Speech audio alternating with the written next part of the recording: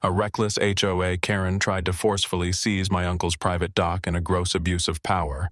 She instantly panicked and froze when he calmly revealed he owns the entire marina. The morning air over Lake Meridian was still, the kind of quiet that almost felt sacred. Mist hovered above the surface, and the gentle creak of the dock was the only sound breaking the silence. It should have been a peaceful start to the day, but it wasn't. The sound of car doors slamming, heavy boots on gravel, and raised voices shattered the calm.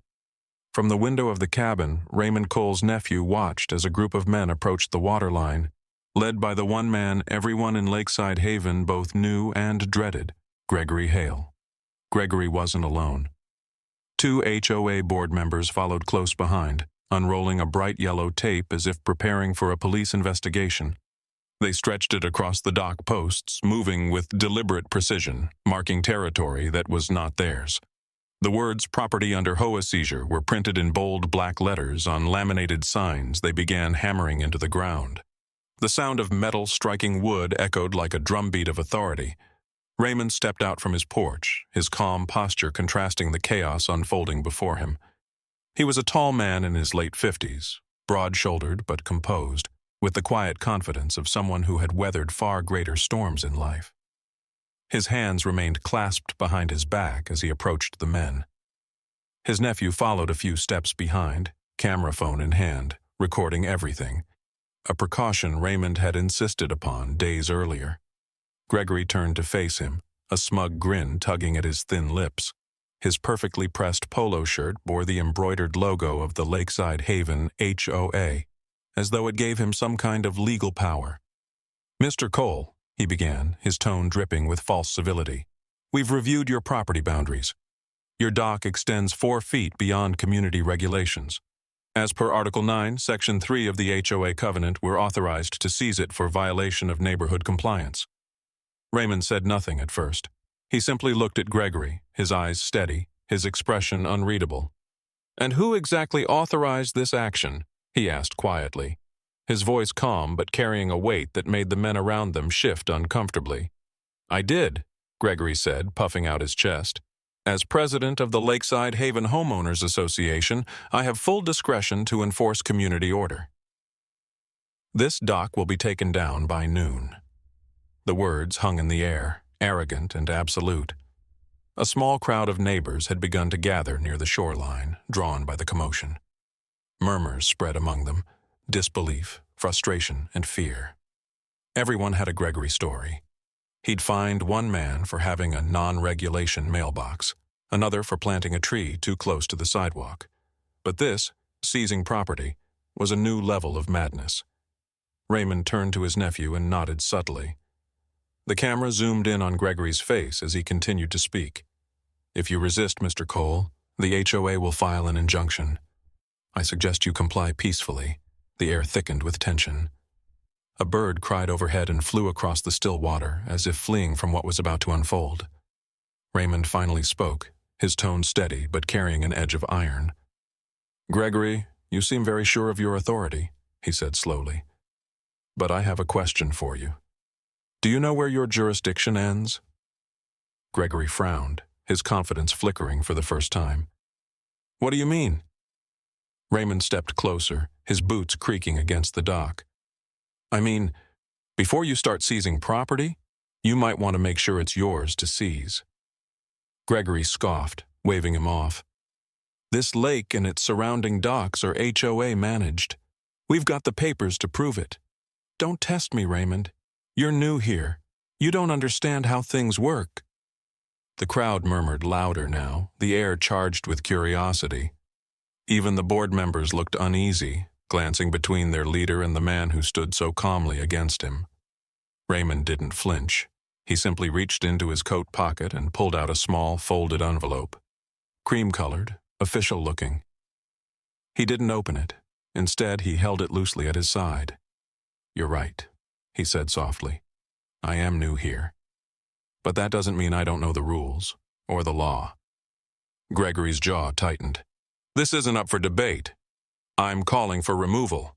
Board members, start taking measurements." One of the men hesitated. "Greg, maybe we should—" "Now!" Gregory snapped. The man reluctantly pulled a measuring tape, stepping onto the dock. As he bent down, the wooden plank beneath him creaked, loudly. The sound was sharp, unnatural. Another plank shifted. The dock was old, yes, but it had never done that before. The man froze. Gregory frowned. "What's wrong?" Before anyone could answer, a deep crack split the silence. The board member stumbled backward as a section of the dock broke free, splashing into the lake. Water surged up, soaking the yellow tape, washing over Gregory's polished shoes. The crowd gasped. The man managed to grab onto the railing, his legs dangling above the water. Raymond stepped forward instinctively, helping pull him up to safety. For a moment, everyone stood still, shocked, dripping, and silent. Gregory's face turned red with embarrassment. "You see?" he blurted, regaining his voice. "This dock is falling apart. Unsafe. Another violation." But now the tide of sympathy had turned. The neighbors saw who had risked a man's life. Not Raymond, but Gregory. Raymond's nephew kept recording, capturing every frame. Raymond looked around, then back at Gregory. "This dock has been here for 30 years, he said quietly. "It's never given anyone trouble. Maybe it's not the dock that's unstable, Gregory." There was laughter from the crowd, soft but growing. Gregory's expression darkened. "Enjoy your little show," he sneered. "When the board meets tonight, we'll make it official." He turned sharply, motioning his men to follow. The yellow tape fluttered uselessly in the wind, half-soaked and torn. As the crowd began to disperse, Raymond turned to his nephew. "Did you get all of that?" "Every second," his nephew replied, lowering the phone. Raymond's gaze lingered on the lake, the morning mist slowly lifting to reveal the still surface. Calm, reflective, hiding secrets beneath. "Good," he said softly. "Let him think he's won. He has no idea what he's just done." On the surface, Lakeside Haven looked like the perfect neighborhood. Tidy lawns, pristine sidewalks, and mailboxes that gleamed under the afternoon sun. But beneath the polished surface, fear ruled quietly, disguised as community order. That fear had a name: Gregory Hale. Gregory was a man who didn't just crave control, he fed on it. Every rule, every regulation, every fine gave him another drop of the power he needed to keep his fragile ego alive. Once a real estate broker with moderate success, Gregory had retired early, not because he wanted peace, but because he wanted a new stage, one where he could still play the role of the man in charge. The HOA presidency was his crown, and the neighborhood was his kingdom. His obsession with control showed in everything he did. The residents of Lakeside Haven couldn't so much as plant a shrub without fearing a notice from Gregory. He patrolled the streets daily, clipboard in hand, writing down infractions like he was policing a city on the brink of collapse. Mailboxes that stood a half-inch taller than regulation height were marked for violation. Driveways with the faintest oil stain were fined under property neglect. He once made a family repaint their entire fence because he claimed the color disturbed the neighborhood harmony. And he didn't work alone. Gregory had built a network, men he referred to as his board, but who were more like his spies. Among them was Brian Fenton, a nervous accountant who lived 3 doors down from Raymond, and Todd Mercer, a retired military man who treated HOA meetings like tactical briefings. They reported everything: who had visitors after midnight, whose trash bins were left out too long, who dared to park on the curb for more than 15 minutes. Every week, Gregory gathered his men in the community clubhouse and distributed compliance reports, relishing every opportunity to embarrass homeowners publicly. When Raymond Cole moved into Lakeside Haven, Gregory's routine was already infamous. But Raymond wasn't like the others. He didn't cower at the sight of HOA letters or fold under pressure. He was calm, quiet, and unsettlingly patient, the kind of man Gregory couldn't intimidate, and that alone made him dangerous in Gregory's eyes. The conflict began innocently enough. Gregory appeared at Raymond's door one morning with a plastic smile and a folder under his arm. "Mr. Cole," he said, his tone dripping with rehearsed politeness, "I noticed your dock extends slightly beyond the community's water limits." Nothing serious, just a minor adjustment needed. Raymond had invited him in, offering a cup of coffee. "That dock's been here for 30 years, he replied. built long before Lakeside Haven even existed. Gregory chuckled, though there was no humor in it. Yes, yes, but our records show that the HOA now manages this entire waterfront. It's about maintaining uniformity, you understand, of course. Raymond had simply nodded, his expression unreadable. Uniformity, he repeated softly, as if testing the word. Yes, I understand perfectly. From that day forward, the quiet tension between the two men became the talk of the neighborhood. Gregory began showing up unannounced, pacing near Raymond's property with his clipboard. He took photos, measured distances, and muttered to himself. He even began leaving warning notices taped to Raymond's front gate, each one more aggressive than the last. Unauthorized structure. Violation of HOA marine boundaries. Failure to comply will result in removal. At first, the neighbors tried to ignore it, but Gregory's obsession grew darker. He sent letters to nearby residents, warning them not to associate with non-compliant homeowners.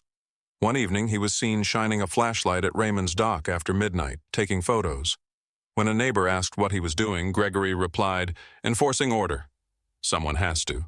But the turning point came during an HOA meeting 2 weeks later. Gregory stood before the community, holding up a blown-up map of the lakeshore. Red marker lines traced the supposed boundaries of HOA property. "As you can see," he declared, tapping the map with his pen, "Mr. Cole's dock extends 2 feet into community-controlled water space. This cannot stand." A murmur spread through the crowd. One resident raised his hand timidly. "Didn't the Cole property exist before the HOA was formed?" Gregory's eyes narrowed. "That's irrelevant," he snapped. "All properties fall under HOA jurisdiction now. Exceptions create disorder, and I won't allow that." From the back of the room, Raymond rose to his feet. The room went still. "I see you've done your homework," he said calmly, his voice steady. "But it seems your map is missing a few details." Gregory stiffened. "What details?" Raymond gave a small, almost polite smile. "The kind that remind men to tread carefully when they walk on someone else's land." The words hung in the air like smoke. Gregory's jaw clenched, his knuckles tightening around the marker in his hand. For a moment, the audience could feel something shift. Not victory or defeat, but a quiet warning. Gregory laughed it off, dismissing the tension with a wave of his hand, but his eyes told a different story. Raymond's calm confidence unsettled him in a way no defiance ever had.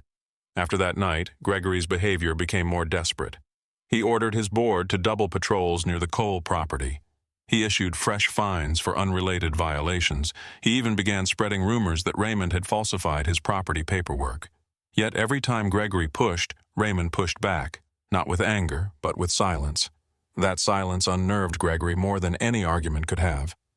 Late one night, as rain lashed against the windows of the clubhouse, Gregory sat alone at his desk, reviewing old HOA files. He muttered to himself, flipping through documents and maps, his fingers trembling with frustration. He couldn't find any record of the original dock permits. "Where did you come from, Raymond Cole?" he whispered. "And what are you hiding?" He didn't notice the small detail in the corner of one of the maps. A faint signature, nearly faded, dated years before Lakeside Haven even existed. It bore the name R. Cole. But Gregory's pride blinded him. He didn't connect the dots. Instead, he slammed the folder shut and swore to end this defiance once and for all. When Uncle Raymond moved into Lakeside Haven a few months ago, Gregory found a new target. The dock behind Raymond's home became Gregory's obsession. He claimed it extended 2 feet into HOA water space, despite the fact that the dock had existed long before the HOA was ever formed. Raymond stayed calm through it all, but I could tell he was waiting, quietly letting Gregory build the rope that would soon hang him. The tension in Lakeside Haven had become thick enough to taste. What began as passive-aggressive remarks at board meetings had transformed into open hostility. Every morning, Uncle Raymond would find something new. A notice taped to his door, an email filled with veiled threats, or a rumor spreading through the neighborhood about how he was defying community standards. Gregory was behind it all, and he wasn't hiding it anymore. His mission was clear: break Raymond's spirit and seize control of what wasn't his. Days later, I caught Raymond at his desk, typing an email with a look of quiet determination. "What are you doing?" I asked. He looked up, a faint glint in his eye. "I'm done playing his game," he said softly. "It's time to make it official." There was something in his tone. Steady, resolute, almost dangerous. The kind of calm that comes before a storm. I didn't know what he was planning, but I knew one thing. Gregory had finally made his biggest mistake. He had underestimated the wrong man. Uncle Raymond didn't argue or raise his voice. He just said, "All right, Gregory. If that's how you want to play, let's make it official."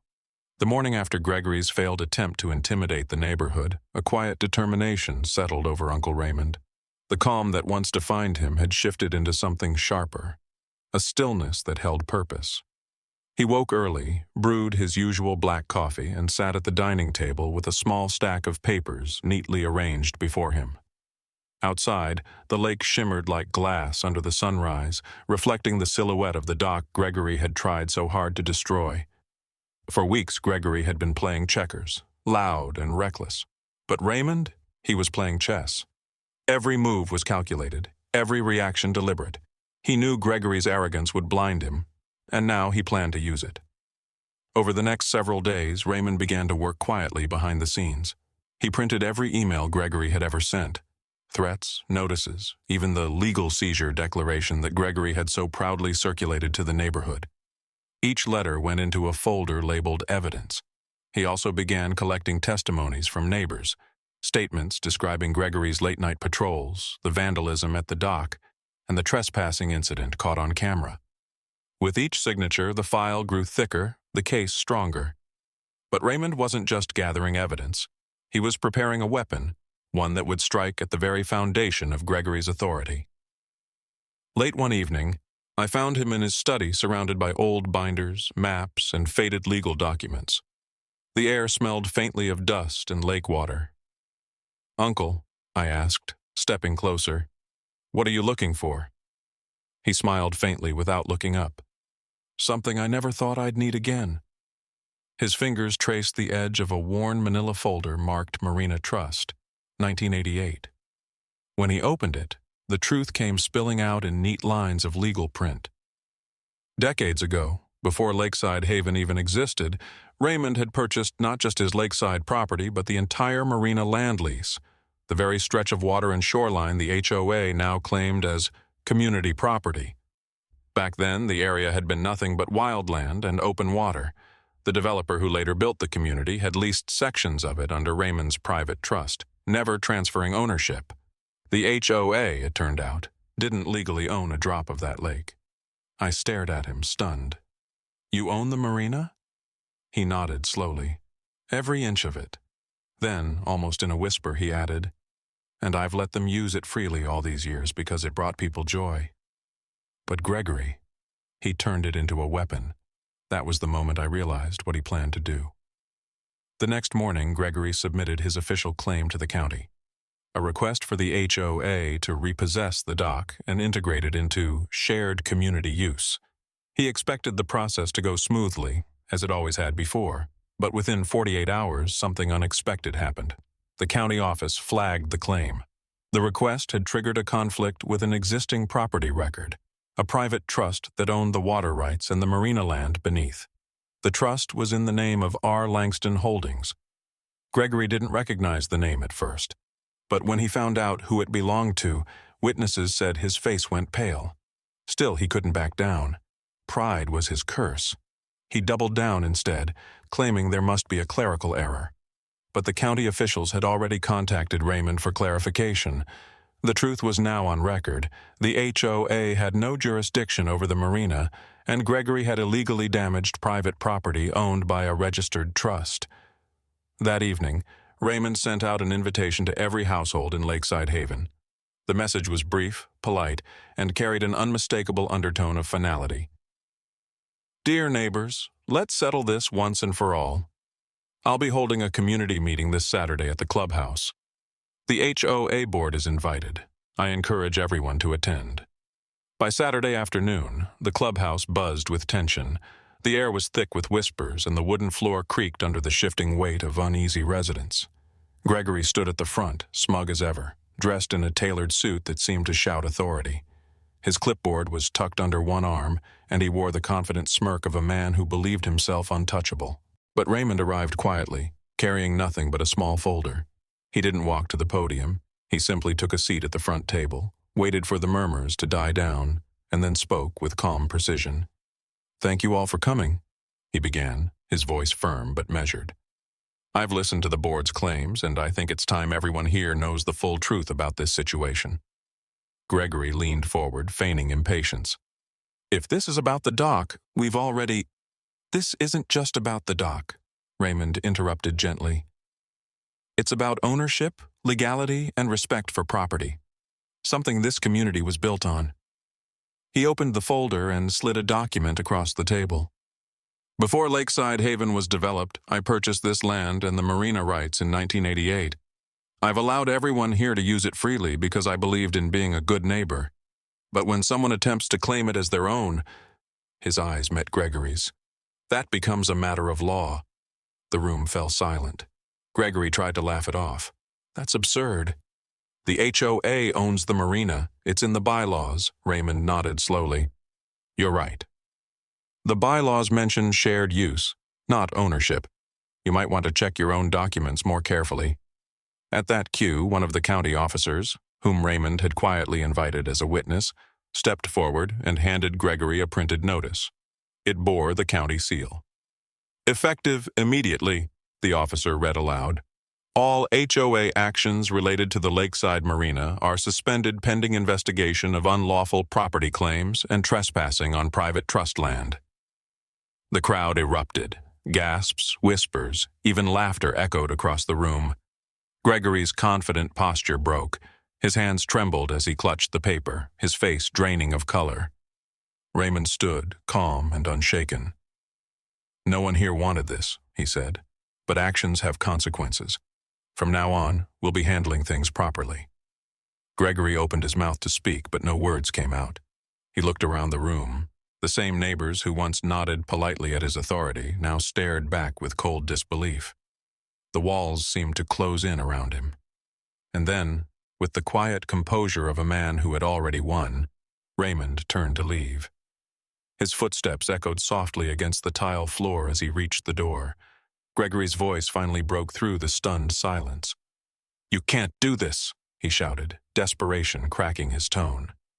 Raymond paused at the doorway, then looked back at him with a faint, almost pitying smile. "Let's settle this once and for all," he said calmly. Gregory showed up smug and arrogant, unaware that his downfall was minutes away. The Lakeside Haven clubhouse was packed that evening, every seat filled, every corner lined with neighbors whispering in hushed anticipation. The air was thick with unease, the kind that lingers before a storm breaks. At the front of the room, Gregory Hale stood behind the podium, his expression smug, his tone commanding. He was in his element, eyes narrowed, chin high, the self-proclaimed ruler of the community he believed he controlled. "Let's begin," Gregory announced, tapping his clipboard with a pen. "As president of the HOA, it's my duty to ensure our community remains uniform, compliant, and respectable. And that means enforcing rules, even when they're unpopular." The room shifted uneasily. People exchanged glances, weary of the same speech they'd heard for months. But this time, something felt different. There was a tension in the air, an undercurrent of expectancy that even Gregory couldn't ignore. Uncle Raymond sat near the front, hands folded calmly on the table before him. He didn't look angry or nervous, just patient, like a man who already knew how the story would end. When Gregory began to ramble about property guidelines and illegal extensions, Raymond slowly rose to his feet. His movement drew the crowd's attention like a magnet. "Gregory," he said evenly, his voice steady but firm. "Before you continue, I think you should see something." The murmuring stopped. Gregory turned, eyebrows raised. "Excuse me, Raymond, but this is an official HOA meeting. You'll have your turn to speak after—" "No," Raymond interrupted, his tone calm but final. "This won't wait." He stepped forward, carrying a slim black folder. The fluorescent lights caught the golden seal stamped across the documents. "For weeks you've accused me of violating HOA property laws," Raymond continued. "You've trespassed, vandalized, and sent letters threatening legal seizure." but there's a problem with that. Gregory frowned, visibly irritated. And what problem would that be? Raymond opened the folder and placed a single document on the table between them. You've been trespassing and vandalizing property that doesn't even belong to this HOA. The room fell silent. What are you talking about? Gregory scoffed, trying to sound amused, but his voice cracked slightly. Raymond held up a printed map, stamped with the official county seal. This, he said, turning it for everyone to see, is the original property record for the Lakeside Marina area. It includes the docks, boathouses, and shoreline. You'll notice it's registered under Raymond Cole Marina Trust, LLC. Gasps rippled through the audience. The sound of whispered disbelief spread like wildfire.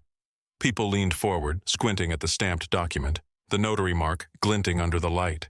Gregory's color drained. That can't be right, he stammered. That's impossible. The HOA has owned that property for years. Raymond tilted his head slightly. Actually, no. The HOA has used it freely because I allowed it. But ownership? That's never changed. You've been enforcing rules on land your board doesn't control. The murmurs grew louder. Phones came out. Neighbors snapping photos, recording video. Gregory's composure began to crack. His usual arrogance faltered as he scanned the papers, his hands trembling slightly. This must be a forgery, he sputtered. You can't expect us to believe. Raymond didn't respond. Instead, he reached into the folder once more and produced a flash drive. He nodded toward the technician near the projector. Can you play this, please? The screen behind them flickered to life.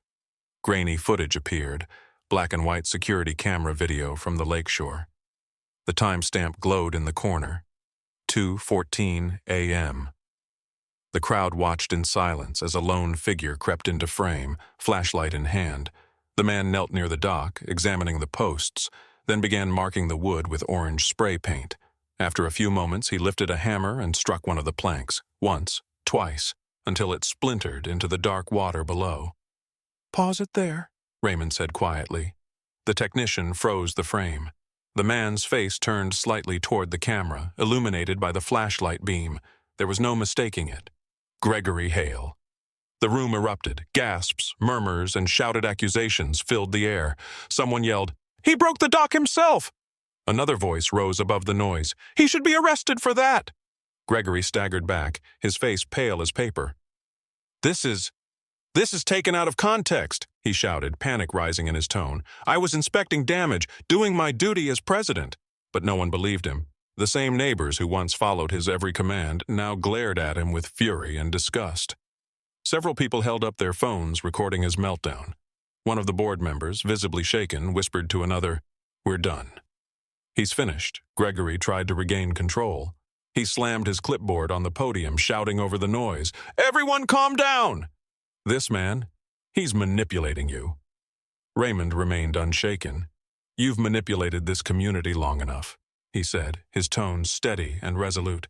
"You fined our seniors for property neglect. You humiliated families over flower pots. And now you've committed crimes. On record, for a moment, the only sound in the room was Gregory's ragged breathing. His authority, once absolute, crumbled under the weight of the truth. The following days moved quickly. The evidence was turned over to the authorities. Multiple neighbors submitted witness statements, along with Raymond's security footage. A police report was filed, citing trespassing, property damage, and falsification of HOA records. Within a week, an emergency community vote was held. Gregory Hale was officially removed from his position as HOA president. The board dissolved temporarily, pending reorganization. The same neighbors who once feared him now celebrated his downfall. On the day he packed his things from the HOA office, people gathered near the clubhouse to watch. Gregory avoided their eyes, his once confident stride replaced by a hollow shuffle. The clipboard he'd once used to control others now hung limply by his side. As he reached his car, Raymond stood by the marina, watching silently. There was no gloating, no triumph, only quiet justice. Gregory looked up one last time, but Raymond didn't say a word. He simply turned back toward the dock, the same dock that had started it all, and stared across the calm water. In that stillness, the lake reflected everything: the truth, the justice, and the fall of a man who had believed himself untouchable. Gregory tried to shout, but no one listened. Within days, a police report was filed, and Gregory was forced to resign as HOA president under community pressure. He faced criminal charges for trespassing and destruction of property. Disclaimer: the story you just watched is fictional. It explores themes of abuse of community authority, the misuse of bureaucratic power, and the severe consequences of vigilantism. This narrative aims to highlight the importance of dignity and accountability, showing that illegally challenging an individual can lead to immediate and unexpected financial repercussions.